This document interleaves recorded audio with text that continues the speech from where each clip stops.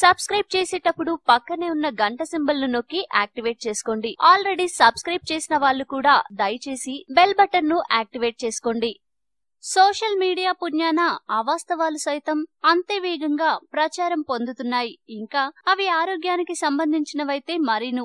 విపరీతమైన షేరింగ్లతో WhatsApp, Facebook, ట్విట్టర్లు హోరెత్తిపోతాయి. కొన్ని రోజులుగా అరటిపండు విషయంలో ఓ రూమర్ విపరీతంగా స్ప్రెడ్ అవుతూ వస్తుంది. అరటిపండు మధ్యలో ఎర్రగా ఉన్న ప్రాంతాన్ని పిక్ గా పెట్టి ఎవరో ఎయిడ్స్ ఉన్న వ్యక్తి తన రక్తాన్ని అరటిపండ్లకు ఎక్కిస్తున్నాడు, అందుకే అరటిపండు మధ్య భాగం రక్తం రంగులో ఇలా ఉంది అని డిస్క్రిప్షన్ సైతం ఇవ్వడం, ఇటువంటి వాటిని తినకండి అంటూ హెచ్చరికలు కూడా ఇవ్వడంతో చాలా మంది ఇది నిజమే అని అనుకున్నారు. అయితే ఇది పచ్చి అబద్ధం. ఒకవేళ నిజంగానే ఓ HIV పాజిటివ్ ఉన్న వ్యక్తి తన రక్తాన్ని ఇలా అరటిపండుకు ఎక్కించాడే అనుకుందాం. అయితే HIV వైరస్ రక్తం, వీర్యంలలో తప్పించి బయట ఏ ప్రదేశాల్లో అయినా 6 సెకండ్ల కంటే ఎక్కువగా బ్రతకదు. దీన్ని బట్టి అరటిపండులో HIV వైరస్ అనేది ఉత్తమాటే. అరటిపండు ఇలా మధ్యలో ఎర్రగా కావడానికి అసలు కారణం శీలింద్రం. దీనివల్ల అరటికి ఎర్ర తెగులు వస్తుంది. దీని కారణంగా అరటిపండు మధ్య భాగం ఇలా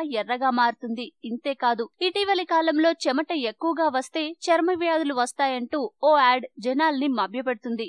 ఇది కూడా ఒట్టిమాటే. చెమట పట్టకపోతేనే శరీరం రోగాల పుట్ట అవుతుంది.